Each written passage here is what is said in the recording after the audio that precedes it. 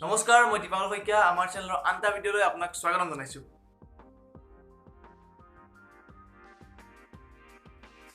বন্ধুসকল, 15 দিনৰ কাৰণে গাঁওবুঢ়াৰ ওচৰত যিটো ভোটাৰ আইডি এপ্লাই চলি আছিল, সেই কামটো বৰ্তমান বন্ধ হৈ আছে। কিন্তু তথাপিও আপুনি ডিজিটেলি অৰ্থাৎ অনলাইন যোগে ভোটাৰ আইডিৰ কাৰণে এপ্লাই কৰিব পাৰিব। আজি আমি ষ্টেপ বাই ষ্টেপ শিকিম কেনেকৈ অনলাইন যোগে ভোটাৰ আইডি এপ্লাই কৰিব পাৰি। আহক আমি ভিডিঅ'টো আগবাঢ়ি যাওঁ। ভোটাৰ আইডি অনলাইন এপ্লাই কৰিবৰ কাৰণে আপুনি ভোটাৰ হেল্পলাইন নামৰ এটা এপ ইনষ্টল কৰিব লাগিব, যিটো লিংক মই আপোনাক ডেছক্ৰিপশ্যনত দি দিম। তাৰপিছতে আপুনি এপটো অ'পেন কৰি ডিছক্লেমাৰখিনি পঢ়ি এগ্ৰী কৰি নেক্সট কৰিব।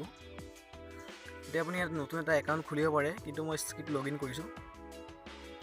আপুনি ফৰ্মছত ক্লিক কৰিব, এপ্লাই অনলাইন নিউ ক্লিক কৰিব, নিউ ভোটাৰ ৰেজিষ্ট্ৰেশ্যনত ক্লিক কৰি কণ্টিনিউ কৰিব। ইয়াতে আপুনি নিজৰ ৰাজ্যখন, তাৰপিছতে আপুনি নিজৰ জিলাখন আৰু আপোনাৰ যিটো বিধানসভাৰ পৰা ভোট দিব সেই বিধানসভাটো চিলেক্ট কৰিব।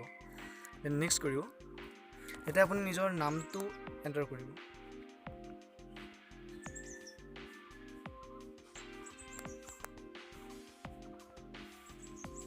তলত অট'মেটিকলি অসমীয়ালৈ কনভাৰ্ট হ'ব। যদি আপুনি ভাবে যে নামটো ভুল আছে, তেন্তে আপুনি অসমীয়া কীবৰ্ডখন ব্যৱহাৰ কৰি নামটো শুদ্ধ কৰি ল'ব পাৰে। তলত আপুনি নিজৰ উপাধি টাইপ কৰি, তলৰটো যদি ভুল নাই তেন্তে থাকিব দিয়ক, যদি ভুল আছে তেন্তে আপুনি শুদ্ধ কৰি ল'ব। ইয়াত আপুনি নিজৰ জন্মৰ তাৰিখটো এণ্টাৰ কৰিব। ইয়াত আপুনি নিজৰ ইমেইল এড্ৰেছ টাইপ কৰিব আৰু আপুনি যিটো বৰ্তমান মোবাইল নম্বৰ চলাই আছে সেই মোবাইল নম্বৰটো এণ্টাৰ কৰিব। ইয়াত আপুনি মেইল নে ফিমেইলটো চিলেক্ট কৰি আই হেয়াৰবাই ডিক্লেয়াৰ কৰিব। দেন নেক্সট কৰিব। ইয়াত আপোনাৰ সম্পূৰ্ণ এড্ৰেছ দিব লাগিব, য'ত আপোনাৰ হাউচ নম্বৰ থাকিব। আপুনি হাউচ নম্বৰ ভোটাৰ লিষ্টত পাব। তাৰপিছতে আপোনাৰ যিটো ষ্ট্ৰীট সেইটো এণ্টাৰ কৰিব। সকলোখিনি অসমীয়ালৈ অট'মেটিকলি কনভাৰ্ট হৈ থাকিব। আপোনাৰ post office and last pin code আৰু আপুনি কেতিয়াৰ পৰা এই ঠাইখনত আছে। বেছিভাগ সময় আচলতে জন্মৰ পৰাই থকা হয়। আৰু আপোনাৰ পাৰ্মানেণ্ট এড্ৰেছ সুধিছে। যদি আপোনাৰ পাৰ্মানেণ্ট এড্ৰেছ ওপৰৰ এড্ৰেছৰ সৈতে একেই হয়, তেন্তে আপুনি ছেইম এজ এবভত টিক কৰিব। সকলোখিনি কপি পেষ্ট হৈ যাব। দেন আপুনি নেক্সট কৰিব। ইয়াত আপোনাৰ দেউতাৰ নাম অৰ্থাৎ ফেমিলি ডিটেইলছ দিব লাগিব। আপুনি নিজৰ দেউতাৰ নাম এণ্টাৰ কৰক। সকলো অসমীয়ালৈ কনভাৰ্ট হ'ব। দেউতাৰ চাৰনেম, দেন আপুনি তেখেতৰ লগত ৰিলেশ্যন, আৰু আপুনি যদি কিবা ডিছেবিলিটি আছে আপোনাৰ, অৰ্থাৎ আপুনি যদি বিকলাংগ, তেন্তে এইবোৰ চিলেক্ট কৰিব পাৰে। যদি নাই তেন্তে নেক্সট কৰিব। এই ডকুমেণ্টবোৰ আপুনি আগৰ পৰাই ফটো মাৰি থৈ দিব। অৰ্থাৎ এজ প্ৰুফৰ কাৰণে এইখিনি ডকুমেণ্ট, অৰ্থাৎ এড্ৰেছ প্ৰুফৰ কাৰণে এইখিনি ডকুমেণ্ট। আপুনি ডকুমেণ্টবোৰ আগৰ পৰাই ফটো মাৰি থৈ দিব যিকোনো এখন। তাৰপিছতে ইয়ৰ ফটোগ্ৰাফ, এজ প্ৰুফ যিবোৰ বক্স আছে, এই বক্সত চিলেক্ট কৰি আপুনি গেলেৰী বা ফটোখন ইয়াত চিলেক্ট কৰিব। তাৰপিছত আপুনি নেক্সট কৰিব।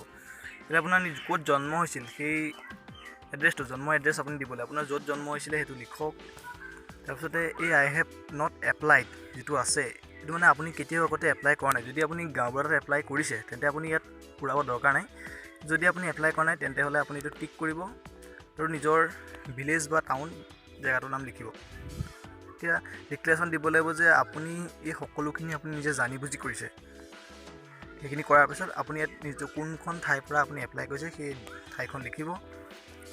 তলত আজিৰ ডেটটো অট'মেটিকলি আহি যাব। আপুনি লাষ্টত এইটো ডান কৰিব। ডান কৰাৰ পিছত আপোনাৰ এটা ৰেফাৰেল আই ডি আহিব। সেইটো আপুনি স্ক্ৰীনশ্বট বা কপি কৰি থ'ব পাৰে, কাৰণ সেইটো আপোনাৰ পিছত এই ষ্টেটাছ চেক কৰোঁতে কামত দিব। এতিয়া আপুনি ষ্টেটাছ চাবৰ কাৰণে আপোনাৰ ৰেফাৰেল আই ডিটো কপি কৰি ল'ব। কপি কৰি আপুনি এক্সপ্ল'ৰত যাব। অলপ তলতে ষ্টেটাছ অফ এপ্লিকেশ্যন লিখা আছে। সেইটো চিলেক্ট কৰাৰ পিছতে ইয়াত আপোনাৰ এপ্লিকেশ্যন যিটো আছিলে আই ডিটো পেষ্ট কৰিব ইয়াত। দেন ট্ৰেক ষ্টেটাছ কৰিব। কিন্তু বৰ্তমান এইটো ভেলিড নহয়, কিন্তু আপুনি যিটো আপোনাৰ ৰেফাৰেল আই ডি থাকিব সেইটোত আপোনাৰ ট্ৰেক কৰিব পাৰিব যে আপোনাৰ এখন ভেৰিফাই হ'ল নে নাই, নে আপোনাৰ এখন ৰিজেক্ট হ'ল নে চিলেক্ট হ'ল, সেইটো আপুনি গম পাই থাকিব। ভিডিঅ'টো চোৱাৰ বাবে ধন্যবাদ।